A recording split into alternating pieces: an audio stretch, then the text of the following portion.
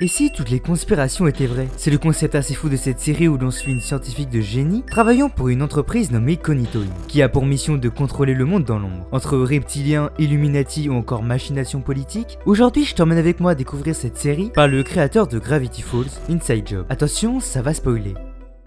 Avant de commencer à vous raconter l'histoire de cette série, je pense qu'il est bon de vous présenter les personnages principaux. Regan Ridley est la personnage principale. C'est une inventrice de génie et chef d'équipe. Elle a tendance à se laisser déborder par le travail et a quelques problèmes avec la sociabilité. Disons qu'elle n'a pas peur de dire ce qu'elle pense. Brett End est le co-chef d'équipe avec Regan. Il a à la base été embauché pour contrebalancer les problèmes de colère de Regan. Au-delà de ça, niveau caractère, c'est totalement l'inverse. Aucun problème ne l'atteint et il est toujours de bonne humeur. Et puis c'est pas le couteau le plus aiguisé du tiroir. Maxelium est un champignon vivant qui produit une substance permettant de laver les cerveaux. C'est quelqu'un d'assez sarcastique et il peut lire dans l'esprit des gens. André Lee est un biochimiste de talent qui peut créer toutes sortes de remèdes mais aussi de maladies. Il est accro aux substances sans quoi il panique et n'arrive plus à réfléchir. Gigi Thompson est la représentation parfaite de la personne qui fait attention à son image. Et ça tombe bien puisque son métier consiste à manipuler la population en contrôlant les médias. Elle utilise les problèmes des stars pour détourner le regard sur les agissements de Cognito Inc. Glenn Dolphman est le dernier membre de l'équipe. C'est un ancien haut gradé de l'armée américaine qui a soumis son corps à la science pour créer un super soldat. Résultat, il s'est transformé en mi-homme et dauphin. C'est d'ailleurs André Lee qui lui a fait l'opération. Au-delà de ça, il s'occupe de la gestion de l'arsenal militaire de l'entreprise. Rand Ridley est le père de Regan. Il a créé l'entreprise avec JR,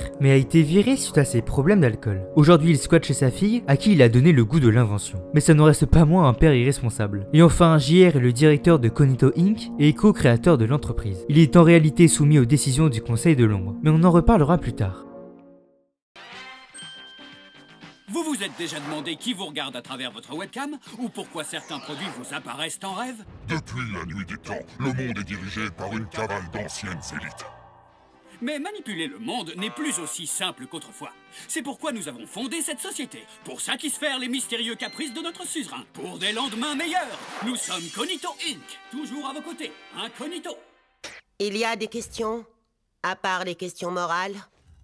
Le premier épisode commence sur un homme bourré qui semble raconter n'importe quoi sur un état de l'ombre qui contrôlerait le monde. Alors qu'il était littéralement en train de terroriser une classe, sa fille vient le récupérer et il se dirige vers Cognito Inc. Après avoir fait raccompagner son père, Regan vient voir son équipe, ou tout du moins ses coéquipiers, puisque c'est aujourd'hui qu'elle va être nommée directeur. Elle a travaillé sur un robot pour remplacer le président et c'est en partie grâce à ça qu'elle a pu obtenir son nouveau poste. Elle se rend alors dans le bureau de JR qui lui apprend que ses problèmes d'humeur l'ont obligée à devoir engager un co-directeur. Et c'est à ce moment que l'on fait la connaissance de Brett. Disons que ça ne plaît pas trop à Regan. Dans cet épisode, on va surtout voir leur relation évoluer. Mais ce qui va vraiment les rapprocher, c'est lorsque le robot président va devenir fou et soudainement vouloir anéantir l'humanité. Pourquoi me direz-vous? Juste parce que Rand, le père de Regan, voulait énerver son ancien ami JR. Voilà, juste une simple guerre d'ego entre deux hommes qui ont un peu trop de pouvoir. Ils arrivent finalement à détruire le robot et tout rentre dans l'ordre. Waouh, une sacrée première semaine! Ce robot devait être la preuve que je pouvais diriger la société. Peut-être que JR a eu raison de me virer. Hé, t'es cinglé ou quoi? Tu viens de sauver le monde. C'est moi qui devrais être viré. La société ne tiendrait pas sans toi. Non, la société ne tiendrait pas sans nous. Toi, tu as le charme, j'ai compris. J'ai absolument besoin d'un homme blanc médiocre pour jouer les boucliers humains et les lubrifiants sociaux pendant que je poursuis mes vrais buts. Mais alors qu'il était censé avoir été incinéré, on remarque que Regan a décidé de le garder bien caché. En vrai, maintenant c'est plus un psy qu'autre chose. Un jour, notre équipe a dû se rendre à une soirée avec des reptoïdes, aussi dits reptiliens, pour récolter de l'argent pour l'entreprise. D'habitude, il n'y aurait pas eu de problème, mais disons que JR leur a envoyé une blague sur eux sans faire exprès. En parallèle, Regan a créé un exosquelette permettant de résoudre ses problèmes d'anxiété sociale. Les reptoïdes ont tendance à se faire des câlins pour se dire bonjour, mais notre protagoniste est comme traumatisé. La soirée commence bien et Regan fait même plutôt bonne impression. Son exosquelette l'aide pas mal, on va pas se mentir, mais alors qu'elle devait faire un discours, du champagne tombe sur ses mains robotiques, ce qui les rend incontrôlables. Elle se retrouve à arracher les bras d'un reptoïde et à devoir s'enfuir, mais c'est trop tard. Direction le tribunal, mais alors qu'on pensait la situation perdue d'avance, son père arrive avec un robot ours, et c'est ici que l'on comprend son traumatisme. This is serious. I could be going to jail for a long time, all because for some mysterious reason I am unable to fucking hug. Hello, Reagan. Would you like to give Barrow a hug? A hug? A hug? Uh-oh, someone needs a hug. There. It's me, Barrow. Initiating hug. No, Barrow! Initiating hug.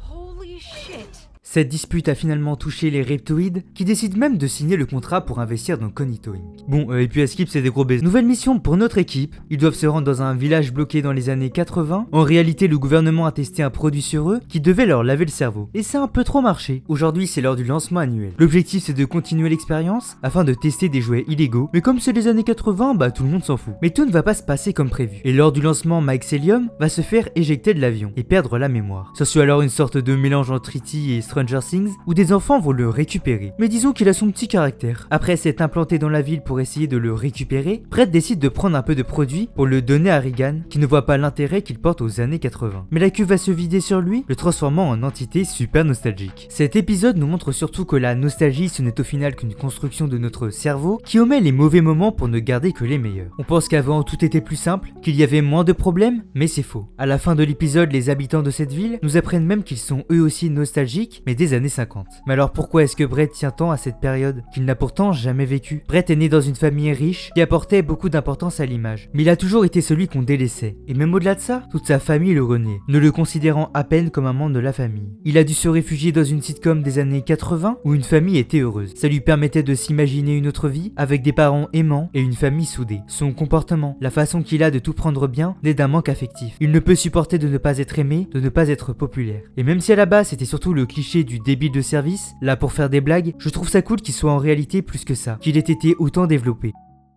Les parents de Regan se sont séparés après que Rand, son père, ait été viré. Depuis, ils sont en froid et se jettent sans cesse des piques. Tamiko, sa mère, a par ailleurs écrit un livre retraçant son histoire, mais au-delà de ça, pour enfoncer le clou, elle a décidé de se marier à elle-même. Oui, littéralement, genre il y a un miroir devant elle. Bref, c'est Regan qui est chargé de l'organisation, mais alors qu'elle allait se dire oui, c'est vraiment chelou. Rand arrive avec toute une équipe de platistes, le père de Regan leur a monté la tête, mais découvrant l'entourloupe, ils prennent en otage le bateau et exigent qu'on les emmène au bord de la Terre. Sauf que oui, dans cette série, il y a beaucoup de conspirations qui sont vraies, mais pas la Terre plate. Non, ici la Terre est creuse et peuplée de taupes humanoïdes, mais également de champignons. C'est d'ailleurs là d'où provient Mycelium. Un bouchon géant ferme l'entrée pour empêcher un monstre d'y sortir. Regan décide d'ouvrir le bouchon et d'y emmener le chef des platistes, pour lui faire croire qu'il s'agit du bord de la Terre. Mais en s'y rendant, il décide de sauter dedans, parce que soi-disant ça ramènerait à l'autre bord. Et bah j'ai bien envie de dire bon débarras. Ah, et oui, Tamiko se marie finalement bien avec elle-même.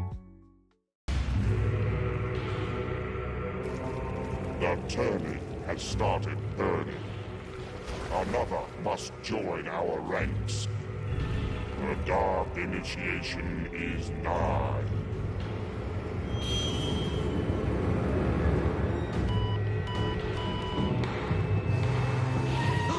Sweet baby Jesus. The corn made a picture! The time has come. The time has come. The time has come. The time has come. The time has come. The time has come. Le Conseil des Ombres a rassemblé plusieurs personnes pour trouver un 6e membre, dont JR, ce qui veut dire que Regan est officiellement la nouvelle directrice de Cognito Inc. Mais c'est pas si simple. Quelqu'un s'est introduit dans le système et a volé le dossier inavouable, un dossier regroupant toutes les conspirations créées par Cognito Inc. Et la première mission de Regan en tant que directrice sera de trouver le coupable. Ah oui, et si personne ne trouve le responsable, c'est direction la prison de l'ombre, un endroit secret qui fait disparaître les gens de la réalité. Toute personne qui y est n'a plus d'existence sur Terre. Et bah je crois qu'il y a du boulot. Pendant que JR accomplit quelques épreuves, Regan et son équipe mènent l'enquête. Ils décident d'aller parler à Alpha Beta, le robot du président, mais étant donné qu'il est enfermé, il a pas pu faire grand chose. Par contre, les conclusions sont là. La taupe est un membre de l'équipe. Mais qui? S'ensuit alors une fouille de tous les bureaux, mais ça n'a mené à rien. Regan décide donc de faire boire un sérum de vérité à son équipe en cachette. Et même là, aucune personne ne semble être coupable. Mais alors que tout le monde allait se battre, Rand tombe du plafond. Et c'est effectivement le coupable parfait. Il en veut à cette société et voudrait limite la voir tomber. Mais Regan refuse de croire son père coupable et décide de s'enfuir avec lui. Il se retrouve alors dans une salle de sécurité secrète pour surveiller une société secrète. Ça vire à la paranoïa là. L'équipe arrive à entrer dans la salle et un combat commence. Regan arrête les robots et... La taupe, c'est moi. Quoi? Je veux dire, pas vraiment, mais si on trouve pas cette taupe, nous allons tous mourir. Il faut que je me sacrifie pour l'équipe. Ou alors il y aura plus d'équipe du tout. Allez, emmenez-moi en prison. Regan, non, ma grande! Il doit y avoir un autre moyen! Je ne peux pas choisir entre ma famille et mes amis, alors je choisis d'être un bon boss, de la seule façon que je connaisse. Les vidéos de surveillance nous montrent finalement que Robonours est la taupe. En fait, il a été créé pour rendre Regan heureuse. Mais en observant son travail ici, il a remarqué qu'elle ne l'était pas vraiment. Donc il a décidé de détruire l'entreprise. En essayant de l'arrêter, Regan se retrouve à devoir retrouver un mot de passe, afin de lui donner de nouveaux ordres. Mais petit problème, elle n'en a aucun souvenir. Un combat s'enclenche détruisant le dossier inavouable au passage. L'équipe s'embrouille encore et décide de se séparer. Il ne reste plus que Brett, Regan et son père. Il décide alors de fouiller dans la tête de Regan pour trouver le mot de passe. On découvre que lorsqu'elle était petite, elle n'avait pas d'amis et se faisait moquer d'elle. Enfin, pas d'amis, ce n'est pas vraiment le cas. Lorsqu'elle était petite, elle en avait un qui s'appelait Orin. Mais en voyageant dans d'autres souvenirs, un bug montre comme une autre réalité où Orin partageait des moments avec elle. Entre-temps, notre équipe a décidé de se reformer pour aider leur chef. Hommage émotionnel de Regan à l'équipe, prise 28. Salut les gars, j'enregistre ce truc à l'avance avant mon premier jour en tant que patronne, parce que je suis nulle pour les trucs sentimentaux. Avant, je pensais que je pouvais arriver à tout faire toute seule, mais je peux pas, et j'en ai pas du tout envie. J'adore notre équipe. J'adore l'intrépidité de Gigi et de Glenn, l'originalité d'André. J'adore les conneries de Mike qui nous font nous sentir meilleurs en comparaison. Waouh, c'est dur à dire parce que son visage n'exprime absolument rien, mais je crois qu'elle est sincère. Ce que j'essaie de dire, c'est... Merde, il faut que je recommence du début. Ils vont alors chercher Alpha Beta pour les faire se battre robot contre robot. Regan, quant à elle, a décidé d'aller chercher dans ses souvenirs refoulés, et son père n'est étrangement pas très emballé. On y voit notre protagoniste et ses parents dans une salle devant le directeur de l'école, qui leur dit qu'elle pourrait passer la primaire, mais que ça serait mieux pour elle qu'elle ne le fasse pas, et qu'elle continue sa scolarité normalement, d'autant plus qu'elle s'est fait un pote. Mais son père n'est pas de cet avis, et décide d'emmener sa fille dans son laboratoire pour lui retirer tout souvenir de son ami. Donc la seule amitié qu'elle a eue, la seule personne avec qui elle se sentait bien, a juste été effacée de son esprit par son père parce qu'il voulait qu'elle devienne comme lui. Si ça c'est pas une enfance traumatisée, je comprends pas. Il se réveille alors que Alpha Beta et Robonours sont en train de se battre, mais disons qu'il y en a un qui a quelque peu l'avantage. Il désactive finalement Robonours avec le mot de passe Orin. Mais Regan n'a pas supporté d'avoir eu son enfance gâchée et demande à son père de partir et de ne plus jamais revenir. Mais alors qu'elle se dirigeait vers son nouveau bureau, le conseil de l'ombre apparaît et lui dit qu'avec ce qu'il s'est passé, ils ne sont pas sûrs qu'elle ait assez d'expérience et ont choisi un autre directeur. Et je vous le donne en mille, c'est son père. Ah oui, et JR a gagné les épreuves.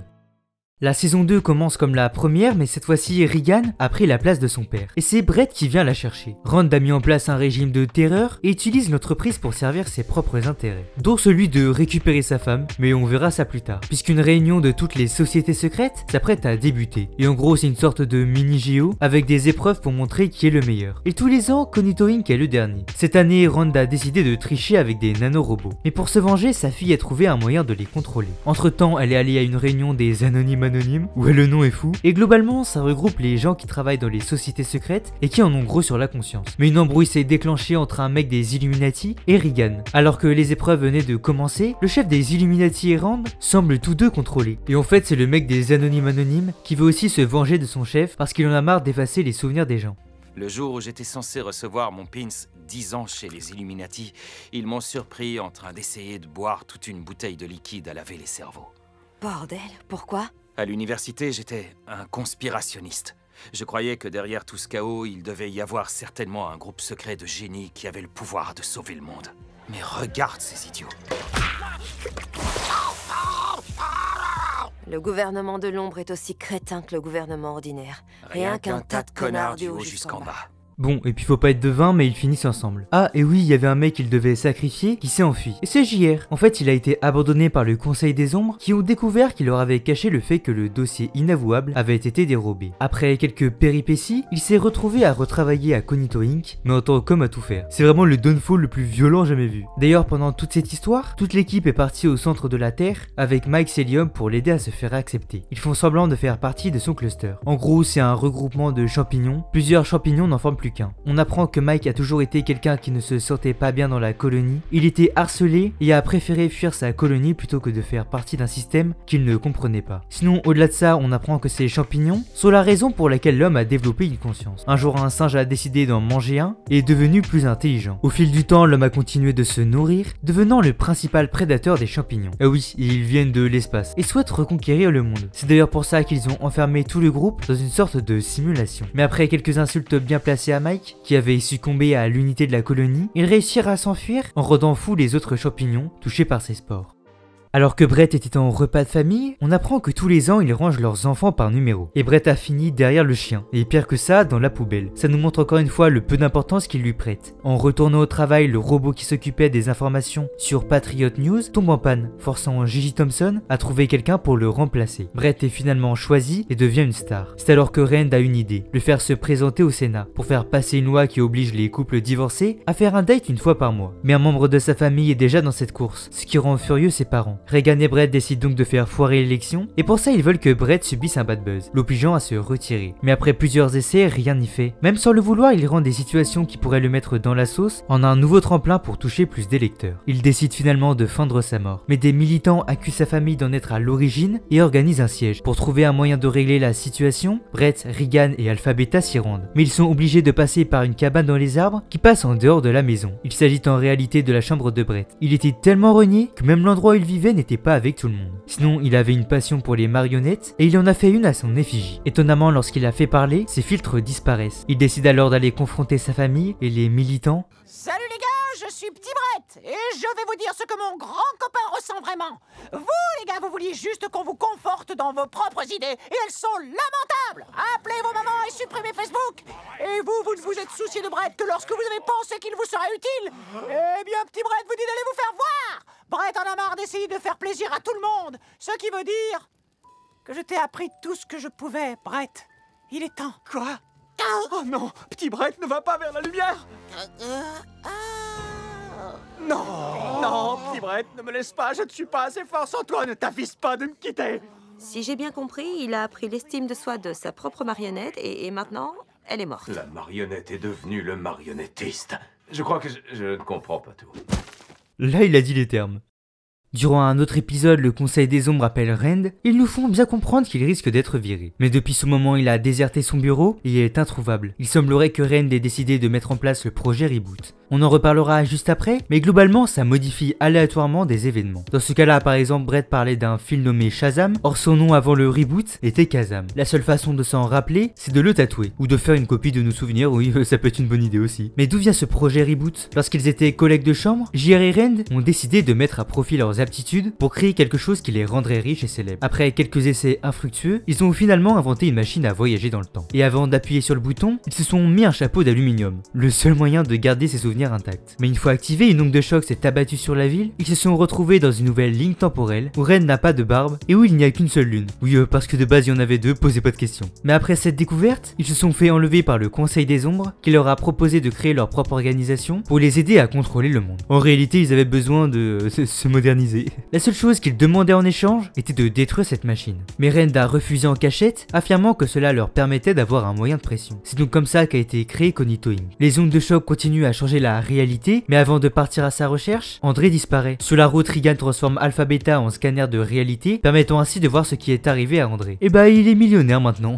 Regan décide de ne pas en parler de peur que ses collègues décident de voir ce qu'ils auraient pu devenir et abandonne le navire. Mais sur la route, Mike aperçoit une pancarte d'André et décide de crever un pneu pour voir sans lui de cette réalité. Mike aurait été maman, Glenn aurait encore été avec sa femme, encore plus décoré et toujours humain, et Gigi dirigerait les Illuminati. Comme prévu, ils désertent tous. Brett, Regan, Alpha Beta et JR se retrouvent donc seuls. Enfin, ils sont quand même 4, mais bref, accident de voiture. Juste à côté de la machine, le pouvoir du scénario, Regan décide de retirer le chapeau de Brett pour lui laisser vivre sa vie de rêve et entre dans le bâtiment pour retrouver son père. Mais moi je pensais que t'étais en train d'essayer de te venger des robes parce que t'avais été renvoyé.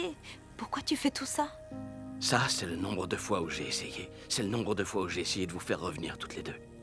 Ta mère et toi, dans la même ligne temporelle. Mais ça ne marche jamais, Regan. J'ai beau essayer encore et encore. Chaque fois, vous me détestez. T'as fait tout ça juste pour nous faire revenir? Avant, j'avais tout. J'avais mon travail, j'avais le pouvoir. Je sais que c'est un putain de cliché, mais c'est vrai. On ne sait pas ce qui compte le plus jusqu'à ce qu'on le perde. S'il te plaît, aide-moi à arranger ça. Aide-moi à la faire venir. Papa, ça n'aurait jamais pu marcher. Tu peux pas appuyer sur un bouton encore et t'attendre à ce qu'une relation amoureuse redevienne ce qu'elle était.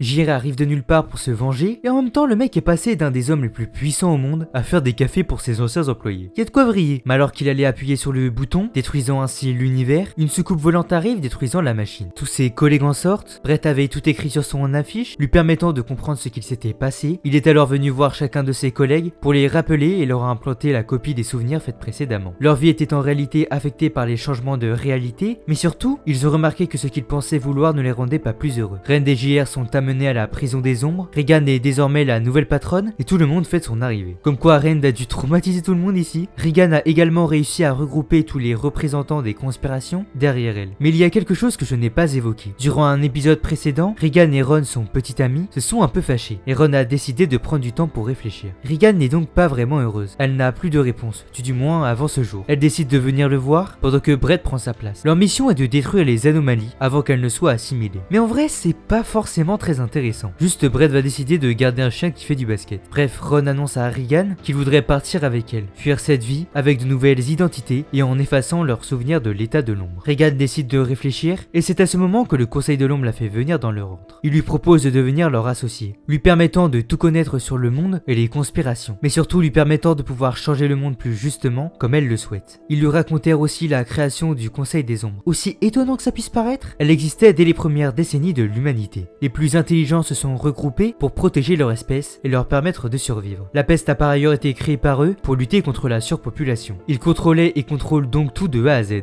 Regan est donc en plein dilemme. Soit elle sacrifie sa vie personnelle au profit de sa vie professionnelle, soit elle sacrifie sa carrière pour vivre avec Ron. N'arrivant pas à prendre une décision, Alpha Beta lui propose de regarder les futurs possibles. Mais le seul futur où Ron est heureux, c'est lorsqu'il n'est pas avec elle. Elle décide donc de retourner le voir, commence les préparatifs et l'heure de l'effacement a sonné. Ron commence et lui dit qu'elle aura 60 secondes pour lui parler et le forger pour sa nouvelle vie. Ton nom est Martin Higgins. Tu vis juste à côté d'Appleton, dans le Wisconsin. Ça n'a pas été facile, pendant longtemps. Mais tu as fait quelque chose de courageux. Tu as tenté de te construire une nouvelle vie car tu avais réalisé que tu le méritais. J'ai cherché parmi des milliers de lignes de temps celle qui te rendrait le plus heureux. Et tu la trouveras un jour. Mais...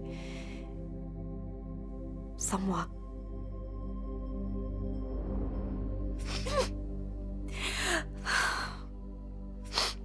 Tu es libre maintenant. Pardon de ne pas avoir pu me libérer avec toi. Tu vas me manquer, Ron. Et je sais que si c'était possible, je te manquerai aussi. Regan commence donc elle aussi sa nouvelle vie en tant qu'associée, mais quelque chose cloche. Ah oui, et les robes m'ont nommé associée. Quoi? Oui, nous allons enfin tout savoir. Désormais, c'est fini les secrets. C'est fait. Le pacte est scellé. Il est temps de commencer le projet X-37. Tu penses vraiment que Regan ne va pas le voir venir? Comment le pourrait-elle? Ce n'est qu'une humaine.